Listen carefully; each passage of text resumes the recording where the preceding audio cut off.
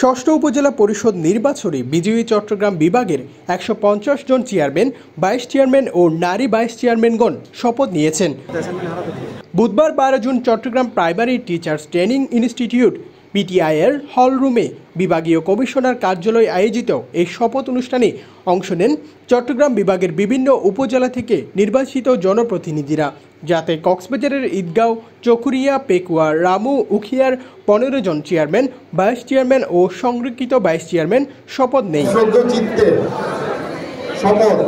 মঙ্গলবার দুপুরে বিভাগীয় কমিশনার তুফাইল ইসলাম তাদের শপথ বাক্য পাঠ করান। এ সময় রাজনৈতিক, সামাজিক ও প্রশাসনের ঊর্ধ্বতন কর্মকর্তারা উপস্থিত ছিলেন। এদিকে শপথ গ্রহণ শেষে চেয়ারম্যানরা জানিয়েছেন, জনগণ যে উদ্দেশ্যে ভোট দিয়েছে সেগুলো বাস্তবায়ন করতে নিরলসভাবে কাজ করবেন।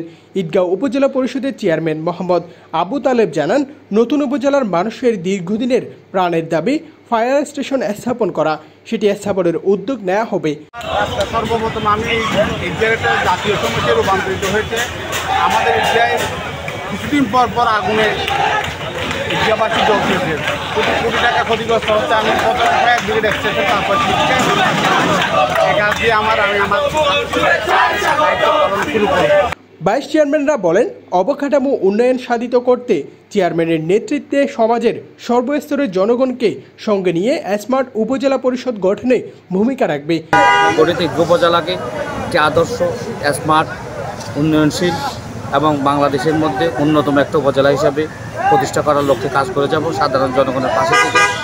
নারী ভাইস চেয়ারম্যানরা বলেন, নারীদের নাগরিক সেবা দ্রুত পৌঁছে দেওয়া, কর্মসংস্থানের ব্যবস্থা সহ নানা উদ্যোগ নেওয়া হবে। চেয়ারে বসে প্রথম যে কাজটা বললাম না, আমি একজন যে নারী, আমি একজন সাধারণ গৃহিণী ছিলাম, সেখান থেকে উদ্যোক্তা হিসেবে আসা, এই পর্যায়ে আসা, তবে আমি নারীদেরকে নিয়ে সর্বপ্রথম কাজটা করব।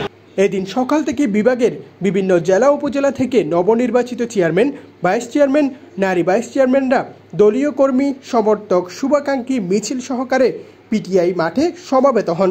টেকনাফ উপজেলার স্থগিত হওয়া সেন্ট মার্টিন ইউনিয়নে পুনর্নির্বাচনের কারণে টেকনাফ উপজেলা পরিষদের উপজেলা নির্বাচনের গেজেট প্রকাশে বিলম্ব হওয়ায় আজ শপথ গ্রহণ হয়নি এ উপজেলার বিজয়ীদের।